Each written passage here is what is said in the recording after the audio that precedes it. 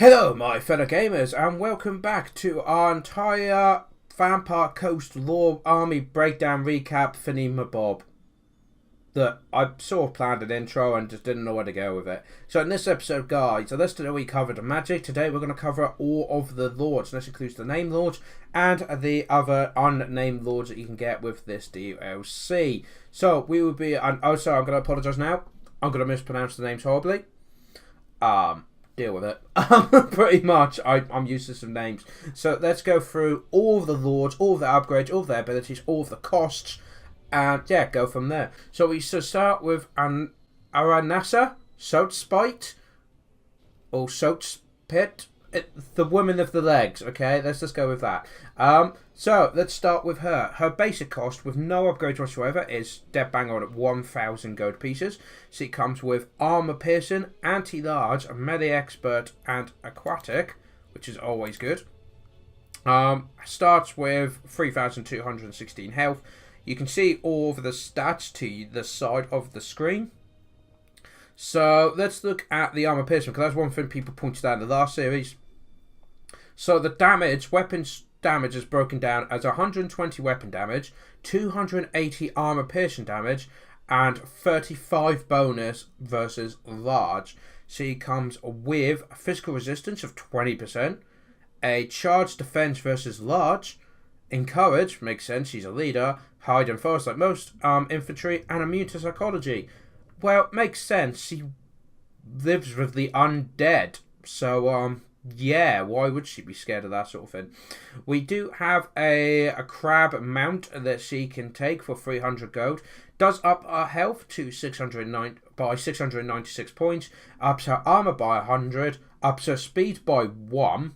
But lowers her melee attack by 10. So she's not as powerful fighting, but she gets more health, a lot more armor. Because she's only got 20 armor. Put on a crab, it's 120. But speed, it's same as walking, really. And of course, guys, you would then count as large. So anyone that has anti-large will get a buff against her. So that's something to be aware of. So that's 300 there. Her abilities that she can buy. She first got Manage Luck, which is an augment spell she can cast on herself for 50 seconds. It ups her melee defense by 27 points. It ups her damage resistance by 22%. This only costs 81 gold. So that, I think, is a nice little one. Oh, and you can do it every 60 seconds. So every minute, click on that. She gets a huge buff to her defense for 15 seconds. For 80 gold, you might as well take that. I can't see why you wouldn't. And then we got Hornswaggle. Oh, dear. It's a hex which affects an enemy within 100 meters of her. It lasts for 32 seconds, and its effect is it lowers the melee defense by 27 points, lowers their armor by 30, and their speed by 24%. It costs 158. You can do it every 90 seconds, but that's really powerful. Minus melee defense and minus armor and their speed as well. So they find it hard to run. Their armor disappears and they can't fight back as well. Damn, that's nice. Yeah, that's a 158 gold. Sorry, every 90 seconds you can do that, and it lasts for 30 seconds. That can change a game. Those 30 seconds if you do that on the right unit at the right time. Next, we have All Hands Ahoy. Yeah, I had to say it like that. It's an augment spell that affects an area. Only affects targets in the area, so it does stay put. It lasts for 20 seconds. The effect range is 40 meters, so quite a big area. It ups leadership by 16, ups weapon damage by 20%, and armor piercing damage by 20%. This only costs 150 gold, and is every 90 seconds you can do it. So, if you combined that with the Hornswaggle, and then the All Hands Ahoy, not only are you dropping that armor, their melee defense and that, you then up your own leadership, your weapon damage, and your armor piercing damage pretty much in one hit. If you did that as a combo, whichever unit you're fighting is probably gone. Just gone. So that is a beautiful little combo there. But of course, guys, do comment below what you think for that. Next, we have the Spearfisher's Net, which is a hex. It lasts for 18 seconds. You can target anyone within 100 meters. It must be a magical net, because could you throw a net 100 meters? I didn't think so. So yeah, target enemy within 100 meters. It can't target flying, which is a shame. But it not only lowers their melee defense by 27, they can't move. So there's a lot of things here that slow down movement. And then you've got an ability here that just stops moving altogether. Now, this does cost 140 gold.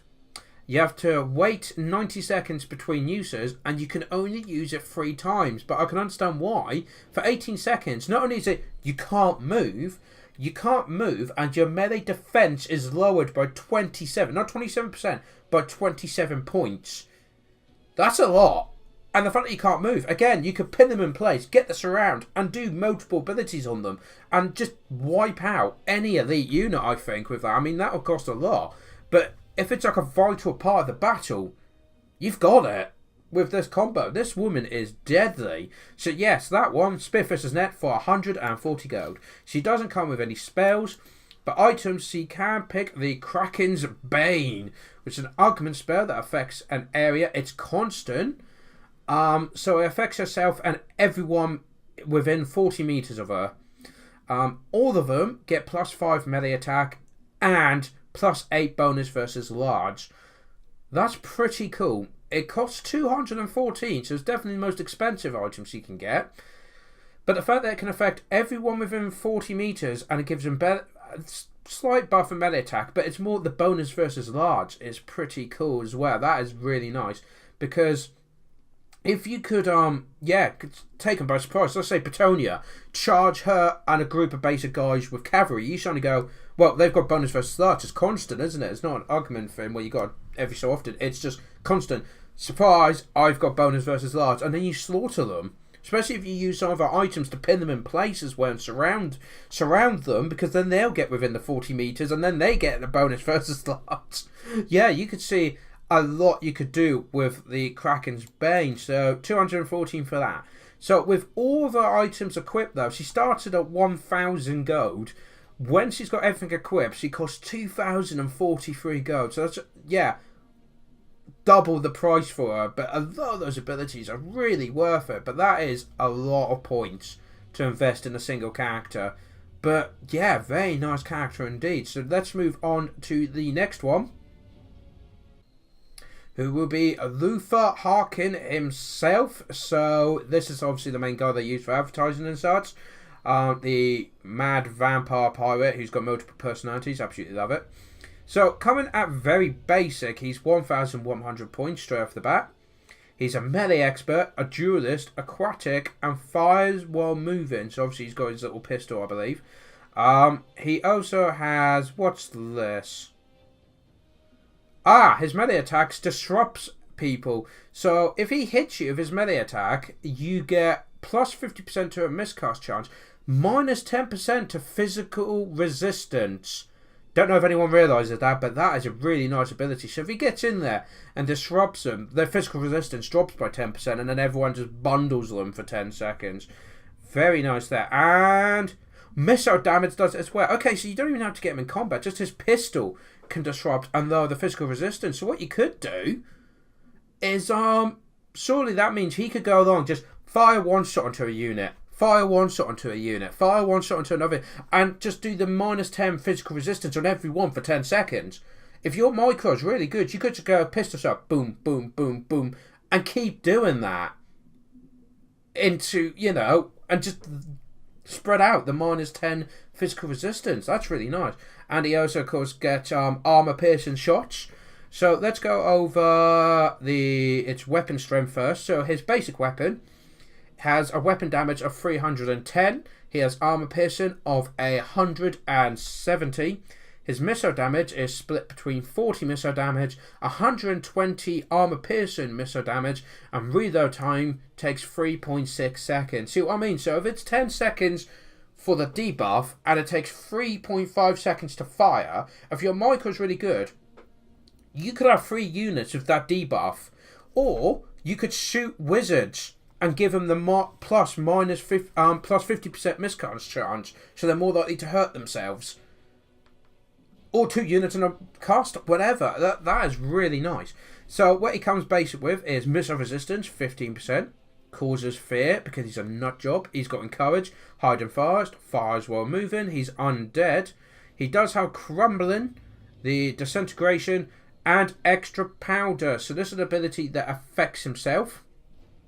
As long as you've got at least 80% ammunition left, you get 30+% to your armor piercing missile damage. 30% missile damage, 30% armor piercing explosion, 30% explosion. And he's got that constantly while he's got 80% ammunition, sorry. So that is really nice. The fact that if you use his shots carefully, like, can you imagine that against a character? Let's say you got a wizard, right? You get a wizard, and they get too close to the front line, and Harkin goes, I'm going to pick him out. Not only do you get, obviously, the plus 30, armor piercing, missile damage, armor piercing explosion, and explosion damage, but you're also disrupting them and causing so they have more miscast chance and physical resistance. Minus physical resistance, so the next shot's going to do even more damage because they've got less resistance against it. I think you can see where this is going, guys. This is really, really nice. So, let's look at what he can bring. Now, the only mount he can bring is the Death Shriek Terrorgeist for 1,300 gold. That is one hell of a mount. I mean, that mount is more expensive than Luther himself on his basic. He comes at 1,100. Death Shriek Terrorgeist is 1,300. But what does it do? Well, it adds 2,814 points to his health. It minuses 10 to his armor. I guess that's because you can probably shoot him in the underbelly or something. Ups 50 to his speed. And ups 20 to the charge bonus because there's a dragon. But what is a bit worrying is the fact that it lowers his melee attack by 26, his melee defense by 8, and his weapon strength by 20. That's quite a drop there. Not only that, but it does give you the Death Shriek magic missile, so the breath attack, which can attack anyone within 80 meters, causes magical damage, powerful explosion. Here's a question. No, it wouldn't be, would it? Because of ammunition. I was just thinking, could you get the upgrade for gunpowder for the Death Shriek? But one's a magic missile, one's ammunition. But the Death Shriek you can use 3 times during the battle, and it's every 60 seconds you can use it. Surely as well, I would have thought that would make him... Yeah, he then causes terror as well when he's riding on that. So more likely to break the enemy. Fantastic. Let's go over to his abilities now. His first ability is the Hunger, so a standard vampire ability. When in melee, he replenishes hit points for 162 gold. That's always good, especially when you think he's got the armor piercing. He can do the disrupt as well, and then he could be healing himself up as well, which is really, really nice. So that's 162. I'd probably always grab that if I've got the points, purely because keeping your guys' lords alive is always worth it. So that's 162 for that upgrade. Next we have the Magical Void, which is a ward save, which is always in effect, and it affects himself and allies in range, that range of 40 meters, plus 33% magic resistance. That is huge against magic users. Let's say, I mean, obviously everyone uses magic, but I'm trying to think of races that really use magic. Say, lizard men with the slans, the high elves as well, things like that. A lot, that is huge magical resistance. It is 226 gold though. But like I said, it affects yourself and everyone within 40 meters. So if you've got this nice kind of blob, even if they do say a banishment or, one of those like the comet ability, that sort of thing, they'll have 33% resistance on top of the resistance they've already got. And that's everyone. And of course that affects him as well, so if they try and do things like magical snipes and that, he does have resistance constantly against that. So that's pretty cool. 226 though, so give or take, probably depends who you're up against, if you've got the gold spare. But probably worth it, because it not just affects himself, but those around him. Next we have the Power Siphon. So this is a hex that can target an enemy unit within 100 meters. It lasts for 30 seconds. The effects are, it lowers the vigor, so their energy, by 18%, and makes their ability recharge added 15 points. That's a lot. You can use this 4 times in a battle every 60 seconds. So you drop it, it does it for 30 seconds. Then for 30 seconds they can do their stuff. Then you can drop it again. So that'd be, again, good for characters. For 72 gold, I would say this is a bit of a luxury item. If you've got the points, you could just drop it on there. So if you see a character, say Madakith, I'm thinking, because I've used him a lot, he's got a lot of abilities and that, just keep dropping that on him, and it'll really damage his ability to do stuff. Or thinking maybe Vampires or Tomb Kings, where they can resurrect stuff, dropping it on them so they can't be the heathen, they can't be bringing up more undead, that sort of thing, maybe. Like I said, 72 gold for that. So again, down to personal preference. Next, we've got the Hornswaggle. Okay, so this is the same ability as the one before. Can use every 90 seconds. It's 30 seconds long, and those are melee, defense, and armor, and speed, just like the one before. Then we have the All Hands Ahoy. Again, exactly the same. 90 every 90 seconds, lasts for 20 seconds. Affects allies and yourself within 40 meters. Leadership goes up by 16. Weapon damage and armor piercing damage goes up by 20%. Again, 135 gold to use. So again, that one's really good. Hornswaggle and All Hands Ahoy, I can see being a very good combo. But it's expensive, 143. Yeah, both 143 for those two. So that's 100 to 186 for both, which isn't bad. That's not bad at all. And it does give you guys a buff and gives the enemy a debuff whenever you need it. So probably worth it, I would have thought. Finally, the items. You can only have one item, which is Slang Gold. It's a Hex of the Winds. It lasts for 55 seconds. You can target any enemy unit within 200 meters. Cannot target if doesn't have casting ability. Okay, so it is just wizards and that I can target. Greatly reduced power recharge rate for 55 seconds. You can only use it every 120 seconds, and it costs 206 gold to buy. Now, I think that's a lot. Greatly reduced power recharge rate against certain units, that would be great. Obviously, it pretty much stops them for pretty much a minute having any magic, really. Power recharge rate. So if they've used a lot of magic, you can just go, nope, you're not using any more. And then wait up 2 minutes, and then you can drop it again.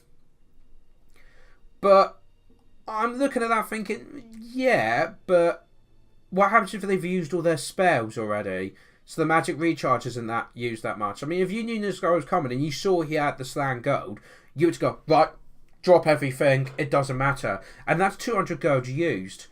I'd be more inclined to use spending the 70 odd points to give magic resistance, the magical void instead.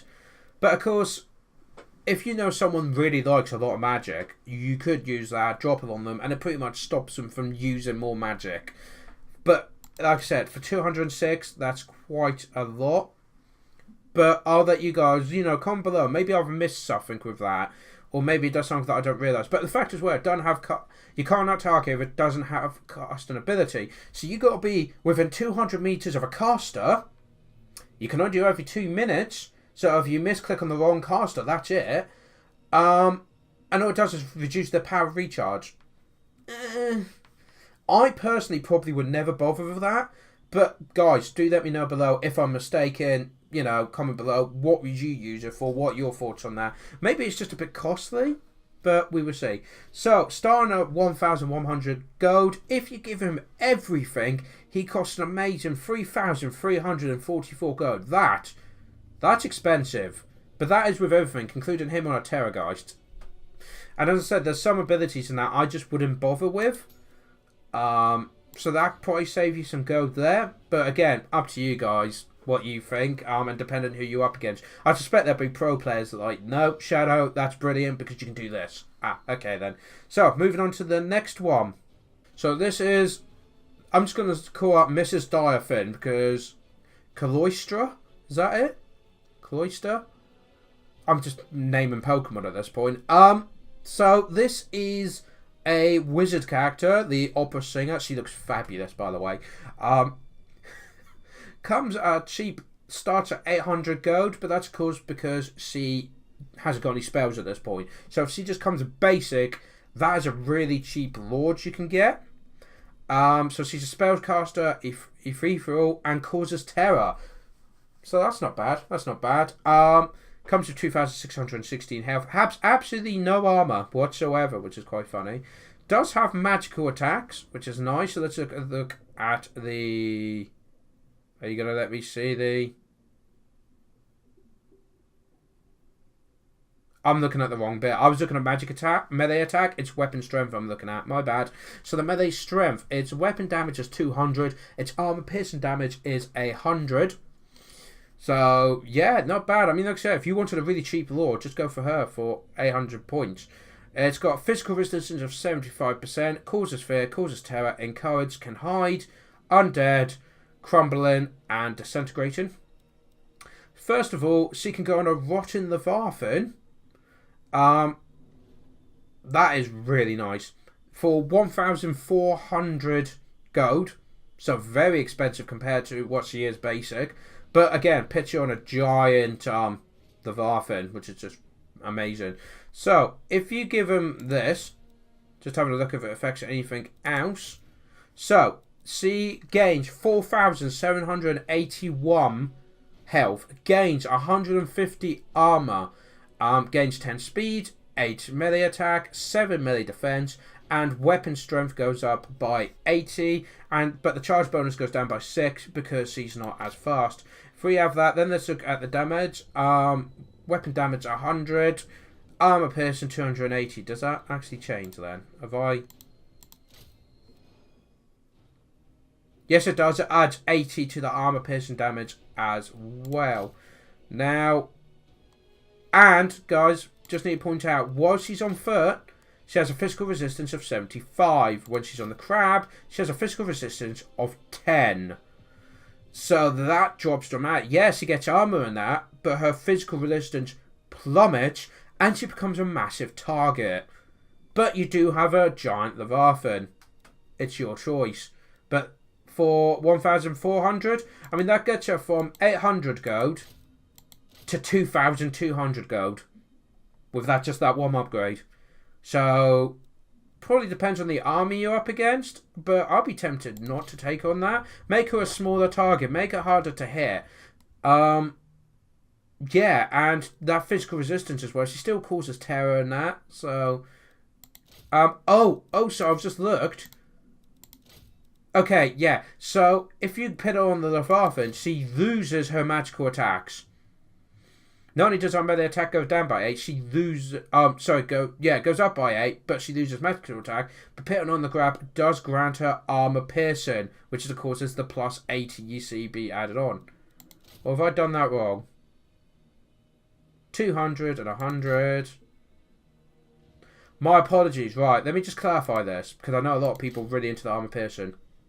So, while she's on foot, she has 200 weapon damage and 100 armor piercing. Put on the crab, they switch around. So it's 100 weapon damage, 280 armor piercing damage. So it's definitely worth it if you're going, I'd say maybe dwarfs with a lot of that armor, or, you know, someone you've got to bring a lot of heavy armored stuff, maybe Knights of Petunia, you know, with their foot squash, things like that, would be worth on. But again, switching around, say the example of the dwarves, if you put on that, they normally bring some sort of artillery. And not only that, but slayers, giant slayers, you're putting on a giant creature, they're just going to cut it down. But yeah, I just needed to get that right. So, abilities. See, her first ability is the Kiss of the Deep. It's a constant that affects her and allies in range, which is everyone. Okay, so for 73 gold, whenever she casts any sort of spell, it causes damage to combatants for 4 seconds. Everyone on the map gets damaged when she casts her spells. That's insane. That is for 73 gold, and she's a wizard. Why would you not take that? That is an amazing ability. Being able to drop spells, and it could be any. You could just get the cheapest spell and just keep spamming it, and you'll be damaging the entire army for 4 seconds every time you do it for 73 gold. To me, that is a grab. You just grab it. Don't question, just do it. 73 gold. That is amazing. Kiss of the Deep. Oh, I love it. That's brilliant. Next we have Arcane Conduct. So, for 156 gold, as you know, every 9 seconds you can improve your power recharge rate and power reserves. Moving on quickly to the next one, Song of Enfrailment. So for every 90 seconds you can cast a hex. It lasts for 22 seconds. It affects all enemies within 40 meters of her. I'm very tired, it's quite late, guys, sorry about that. So yeah, let's go back over that. For 22 seconds, all enemy units within 40 meters are affected. It lowers their speed by 48%, so that halves their speed, and lowers their melee attack by 26. You can cast this every 90 seconds, there's no limit. It costs you 146. Now for me, that's amazing. That is really good. When you think there was that item you can get for over 200, it was like 200, weren't it, for a similar thing. She gets 446, and just keep doing it every 9 seconds. Lower the speed, lower the melee attack. Even if you just did it for the melee attack, that's probably worth it. And yeah, so that's absolutely really good. If you got the money, I would go for that, because that's just a very nice ability. It also could help her escape. You could use it offensively or defensively, that ability, because it lowers the speed and melee attack. So that is 146 for the Song of Enfrailment. Next we have the Ghosts of the Past. Ooh. I'm so sorry. Alright, this is a one use only.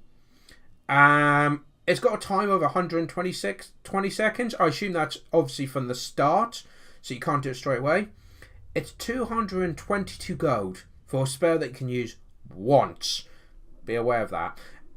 You can target anyone on the ground for 60 meters, and it summons a unit of Darned Knights Errant, which I believe is a special unit just to this spell, or this ability, which is really cool. So obviously the unit degrades over time, but it gives you a nice surprise unit of cavalry, and of course if you can get them behind and they get a rear charge, that is nice. But for 220, I think that the unit will have to be tested thoroughly. But let's say this, you've got the Dolphin. She's caused terror and fear. The enemy starts breaking. She then uses the Song of Enfrailment to slow them down and lower their melee attack. You then use the Ghosts of the Past to get a fast unit of knights to then run them down. That's dangerous. That is a dangerous combo. It's an expensive combo, but it'd be a very dangerous one. And of course then the knights can run around and cause all sorts of trouble. But if you did that on, say, an elite unit that's holding the centre together or something, or an important flank, you've won that flank. The knights then can just go around behind the enemy lines and cause all sorts of trouble. Or you could even use them, thinking about it, get them behind the enemy line and then run towards archers, artillery units, things like that. And if they could take out things, big units, especially regiments of renowned archers and artillery, that 220 gold to use that ability to get that extra unit probably makes up for itself. Something to be aware of there. So next we have the spells. Now this one uses purely Spells of the Deep, which makes sense. So Tide Cool. If you want to know what the spells do in detail, do look at my magic video. That goes into detail. I'm just going to go over the names and how much they all cost. So you've got Tide Cool for 67. You have the Spiteful Shot for 63. Next you have the Dangers of the Deep for 124. Fog of the Damned for 122. The Vangeist Revenge for 201. And the Kraken's Pool for 174. And finally, we have the item, the Borderlux Flabber. It's French. It's Bretonia. We knew this was going to happen. The name it. I'm English. I, by law, cannot pronounce French names. So this is an Argument of the Wind. It's constant and affects her. Only activates when she's casted. Okay, so every time she casts, it improves the power recharge rate and minuses 10 to the ability recharge by 10. I believe that's 10 seconds then, and that costs 163.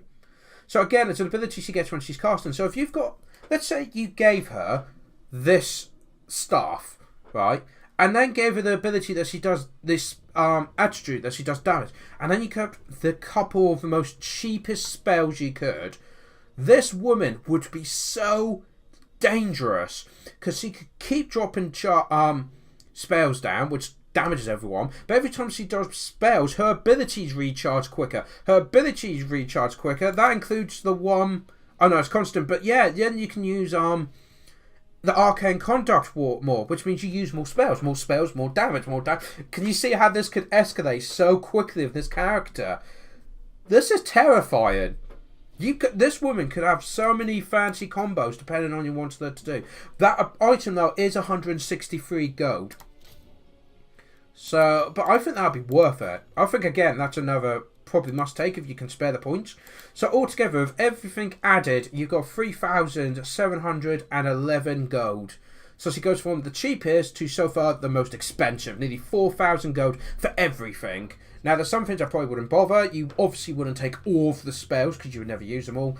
And would you want to put it on the Rotten Leviathan? That's down to you and who you're up against. But I'd fear about her being sniped, her being slowed down. She gets the armor, but she loses the physical resistance. Now, as I see it, more things have armor piercing than they have ignoring physical resistance.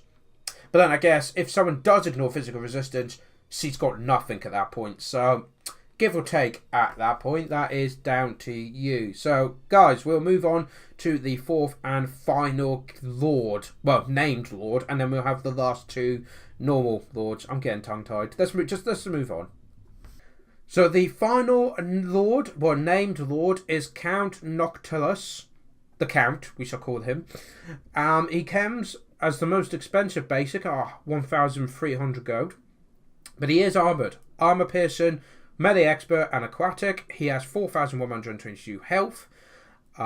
He does have, armour piercing, bonus versus large. So his weapon damage is 130, his armor piercing damage is 300, and he gets a bonus versus large at 20. He comes with a missile resistance of 15, causes fear, charge defense versus large, encourage, hide, and then the usual undead, crumbling, and disintegration.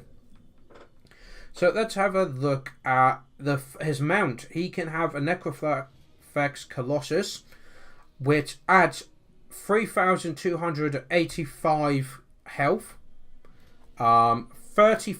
minus 35 armor, but ups his speed by 7, which isn't great. Melee attack only being 1. He loses melee defense by 30. He loses 18 weapon strength. We will look into more detail in a second, and minus 5 to charge bonus.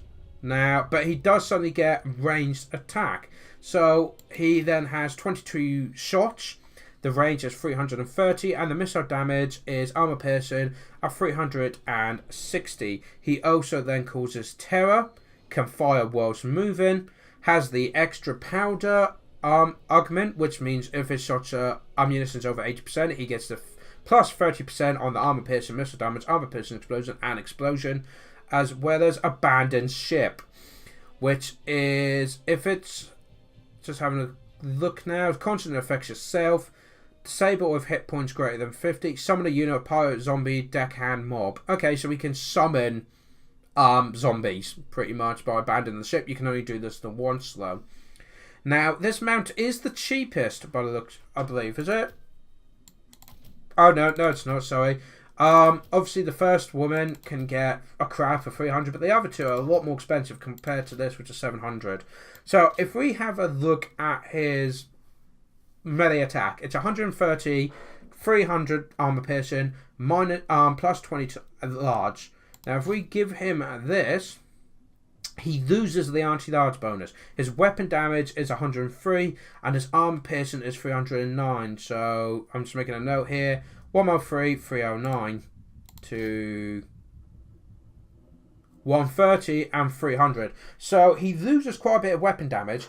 His armor piercing goes up a little bit, and his bonus versus large disappears. But he can shoot stuff. But then again, and he causes terror. But swing that around, he's now a large target. So he could be sniped with artillery and such. So that is something to be aware of, but that's only 700 gold.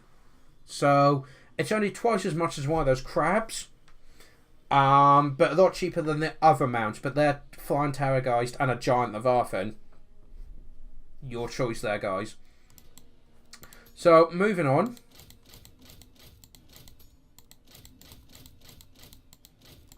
His abilities. So, he's more of the vampire side. So, he's got the Curse of Undead for 76.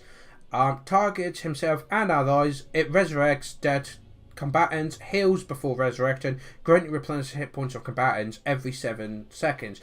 So whenever you cast a spell, you heal up. So you got one wizard lord that can damage everyone on the map, and then you got another one that heals everyone on the map, depending on what you prefer. Here, and that costs 76 gold. Again, like the other wizard, I would just grab it. Why wouldn't you?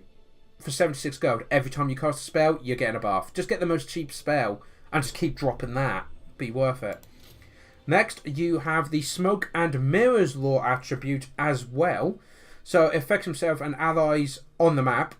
So every time you're casting, raise the speed of all of your units by 12% for 24 seconds. Again, that's a hit or miss. It depends on your army, but that is pretty good, especially for an undead army, which are known for being slow. It costs 77 gold, and again, every time you cast a spell, your whole army gets faster.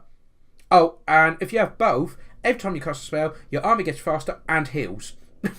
For 150 gold, 150 odd gold, I would get both, personally. I would just get both. If you're going to use them for spells anyway, if you're just going to use them as, say, the big guy with the big gun running in and causing terror, no, don't bother. But if you're going to have cast and have magic, even just one basic spell, I would get both at least, because undead are normally quite slow, and you could heal them as they're going faster. So as against shot, you could be casting spells just to heal them up and get them faster into the combat. Next, we have the Hunger, so the same really. For 154 gold, they can replenish themselves health while in combat. Interesting that he can do that. I wonder if he's on the Colossus, being he's like, 50, 100 feet above them, but it's there. Next, we've got the good old common Arcane Conduct for 145. We all know about that one. And we have the Wraith Storm, which is a bombardment spell. Lasts for 9 seconds. You can target anyone within 200 meters. It causes moderate magic attack, but it's good against armor, and apparently strong versus a single unit. That probably would make sense, actually. So yeah, you pretty much summon a massive storm on the enemy and causes good magical attack and good against armor. So that would be really good against dwarfs. Dropping that on them. You can only use it 3 times, and it's every 90 seconds. And it costs 140. Now, I probably would grab this if I've got the gold for it. Purely because just getting a bombardment spell, when you think about it, what's that? It's less than 50 gold a shot. But you get a good magical attack just dropping down 3 times every 90 seconds. That's not bad. That can make or break an army. You could break a line with that if you do it well, if you target the right targets. That could probably do some serious damage. Next, we look at his spells. Now, his is a nice and mixed one. So we have the Drowned Dead, which is where he can summon a unit of Plague Pirate Deckhands. I believe that's actually unique to him, thinking about it. Yeah, because use it 4 times, costs 6 mana, and every 41 seconds, and of course they degrade over time, but it's only 133 gold, and it's the fact that it lets you summon more units, and it's cheap. So guys, if you wanted him to have a basic spell, give him the Vampire Law, give him the Smoke and Mirrors Law, so your units are faster, and then just use this Drowned Dead one, because then for 6 power, for every 40 seconds, you can only use it 4 times, but you can drop zombies. As it advises here, it's very good for defending your character, the Count. Is good for defending him or get behind the enemy, because you can cast it 60 meters away. Yeah, I'd be tempted to grab that because it's cheap. It lets you summon more units, always helpful. And with his buffs with magic, healing, and speed, you could just every 40 seconds drop more zombies. Sorry. So yeah, if you just wanted to go with basic, that'd be good. We then have the Incarnation of Nahek, which is the regenerate one. So it replenishes hit points for, how much was that? 61 gold. There we go. Next, we have the Wind of Death. We all know I love the Wind of Death for 204. But then he's got shadow spells as well, so I'm a fan of this character. He can go Malkov's Mustafa Merisma for 52, which is always nice. And the Riverin for 115, sorry, not 155. 115, which is the minus armor, minus leadership. Always nice when you cause fear and terror. And then you've got the Pit of Shade for 179. And items, he can only have one, which is the Captain Roth's Moon Dial. You can only use it twice, and you can only use it every 120 seconds, so 2 minutes. It lasts for 3 seconds, and that's because it's another summoning spell. You can target the ground within 200 meters. You cannot use it if the army is full, though. But if undead, that won't be a problem. And it summons another unit of zombie pirate deckhand mob for 172. So if you've got this and the spell, then technically at the start of the game, as you get into combat, you can just go, if you've got a spare slot or a unit's been wiped out, just go boom boom. You've got 2 zombie pirate deckhand mobs, and you could do them behind the enemy and go for artillery, go for range units, or use it to bog down a surprise cavalry charge, or something along those lines. So it's tempting. 172 for 2 free units is how you got to see that. I'd say that's probably worth it if you've got the points to do it, especially if you combine it with the other spell which summons pirates as well. You could do a lot of summoning. You could, in fact, I think there was a limit, weren't there? That's 2. How many can that do? 4. So you could summon 6 extra units for that, which is very nice. So after all of that, guys, his price goes up to 3,471 gold. But that is with everything. And the thing is, I don't think you'd take everything. I mean, the main thing you go for is he going to be like an offensive wizard or a defensive wizard? Is he going to be in a bigger monster? Or what exactly do you want him to do? Would be then what you focus his points on, because I wouldn't buy everything. I mean, obviously, first of all, with spells, you never get all the spells. You get the ones that are specific to your strategy, and of course, you decide you could save 700 points if you don't want the Colossus, but that is down to your strategy and what build you want. So finally, guys, moving on from there, we'll look at the 2 types of non-named lords. Now, there's actually 6. But they're identical pretty much. All that's different is the lore they can use. So I'm going to go over these guys. Once I've gone over the basic 2, I'll go over the others very, very quickly. So the first one we're going to look at, non-named lord, is the Vampire Fleet Admiral, armed with the pole arm. It doesn't matter which lore you have. They all do the exact same stats, same cost, things like that. So you can either have Lore of Vampires, the Lore of Death, or the Lore of the Deep, and it's the same for the pistol-wielding Vampire Fleet Admirals as well. So we will go over just the basics of the close combat and the range. We won't bother going over the spells because they're probably all the same for costs, and this episode's probably gone on long enough. So we have the polearm one. He's a spellcaster, armor-piercing melee because of the polearm. He's got anti-large and aquatic. He has 3,000 health, and he has his weapon damage is 120 normal, 280 armor piercing, and 25 bonus versus large. He comes with good old 15% missile resistance, causes fear, encourage, hide, and all the undead usuals. First thing, he can get a crab for 300. That ups his health by 684, ups his armor by 50, ups his speed by 7, and lowers his melee attack by 10. To be fair, that's probably worth it, but it does mean he's a large target. Let's have a look how it affects weapon strength. So normally it's 120 and 280. It stays the same. Okay, so being on the crab does not affect the weapon strength whatsoever. Now, if we jump over to his abilities, he can have the Curse of the Undepth, which is the resurrection of everyone on the map, and heal then as well every time you cast a spell for 76 gold. Always a grab there.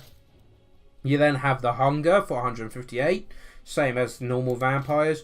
We then have Hornswaggle for 151. That's the one that lowers the melee defense, the armor, and the speed for 151 gold.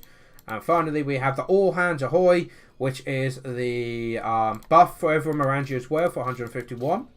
So ups your leadership, your weapon damage, and armor piercing. And don't forget, it does affect himself as well. Regarding spells, he has the Drowned Dead, so he can summon the zombie pirates. So the Drowned Dead replaces the summon zombies that the vampire counts have. Instead, they have zombie pirates, because that makes a difference. And then they've got the Incarnation of Nohek, the Dance Macrib, Gaze of Nagas, the Curse of Years, and the Wind of Death. So a normal vampire ability. So if we add all the spells on, we can have a look at how much that will cost in total. And items, he can have the Wand of Jet, which pretty much just increases the power reserves and improves the power recharge rate, plus 32 ability recharge. Oh, I didn't realize that. And that costs 40 gold. But if you got him as a proper spellcaster, yeah, you would just use that, because it means instead of doing all his abilities, he can just keep casting magic a lot more. And finally, we have the Van Hostman's Spectrum, which is a hex. It affects enemies. It affects all enemies within 40 meters.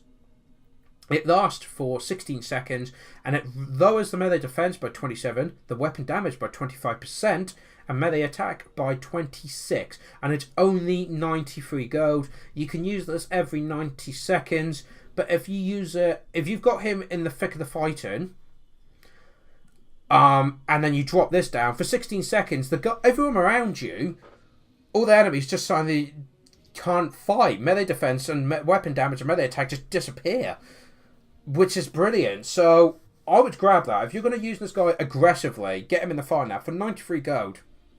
That is worth it, because you could run him in, drop it.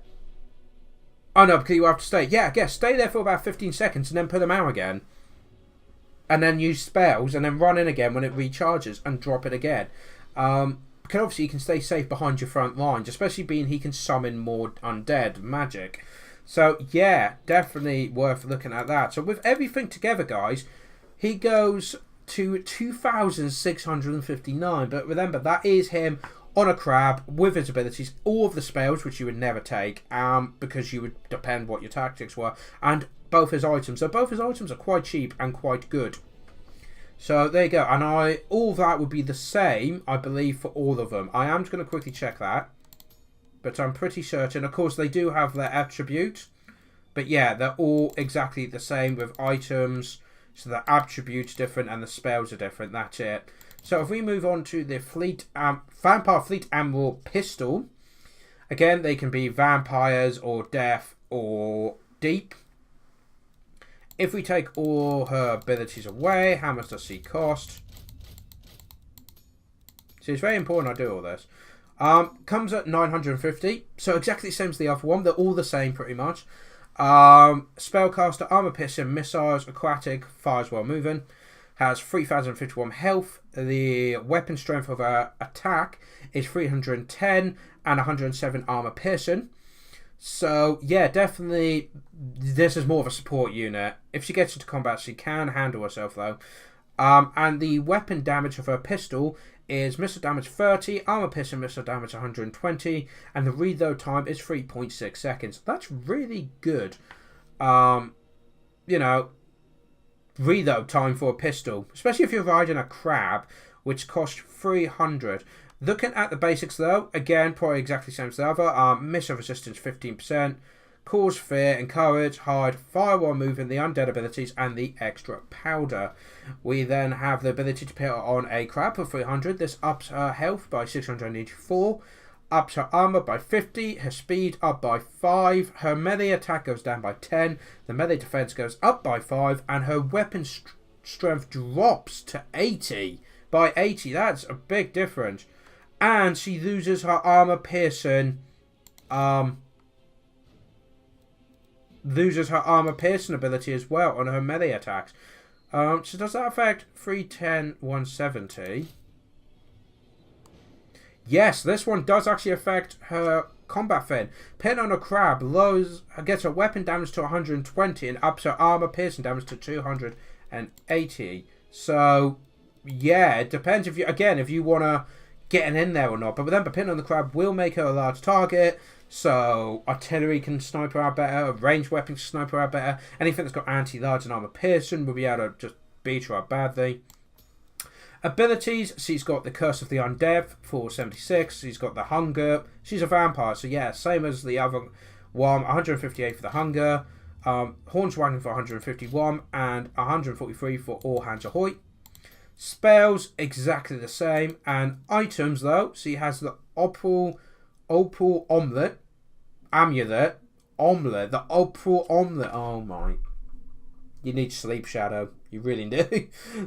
The Oprah Omelette is the ultimate ward save. You can use it every 60 seconds.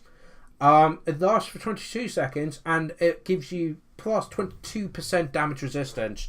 For 65 gold, that's probably worth it because it's not a one use. You can keep doing it. So if you find yourself in a bit of a pickle, or you find you're being sniped by, if you got on the crab and she's been sniped at, you could pick that up and then you've got 20 seconds to get her into a better position, because the damage resistance goes up a little bit. So I'd probably always grab that. For 65 gold, you can't really go wrong. And then you've got the Black Prept, something like that, which is pretty much for 209 gold. You can only use it every 120 seconds, but it greatly increases power reserves and the power recharge. So it's pretty much the Arcane Arctic thing, my bob. But for 209, that's quite a lot. But can she get the... No, she can't. So that's the only way she can increase the power reserves and that. So that's something to be aware of with this character. But yeah, for 209, would I use it? Probably not. Just because you can only use it every 2 minutes. And if you're just careful with your spells anyway, shouldn't really be a problem. It's just 209's a lot of gold to spend to do that. So if we just make sure she's got everything. So she started at 950. If we give her everything, she now costs 2,732 gold. Now, with the other Vampire Fleet Admirals, there will be some difference with points. This is purely because of the spells they can use. But you are talking a few gold each. Seriously, it's not that much. So it does really come down to which lore you want to use. But the stats and the upgrades, abilities, items are all identical in that regard. It's purely the cost of spells. So there we go, guys. There is the Lords, or the Legendary, and the Standard. I apologise for any confusion I may have caused. And a bit of, tongue tie that I got, especially when it comes to pronouncing names. With my accent and my non-existent education, that sort of thing can be a real pain. So next episode, guys, will be a nice short one by the looks of it. We'll be covering the heroes, and then we'll be moving on to all the itty-gritty like infantry and monsters and such. So do hit that like button if you're enjoying this series so far. Do subscribe if you want to see more, and do comment below. Obviously, what's your favourite lord, especially the legendary lords? All four feel different criteria. I can see that. And it's really cool how they've done that. So do comment below, guys, what you think of all this and your thoughts, what combos, what you found have worked, what have you found that doesn't work. I mean, just because it looks good on paper doesn't mean it's good on the battlefield. So if you've tried these units out and you think actually that's not true, or this does, or whatever, comment below. Really appreciate it, and I'll hopefully see you tomorrow for the hero section. Till then, guys, take care.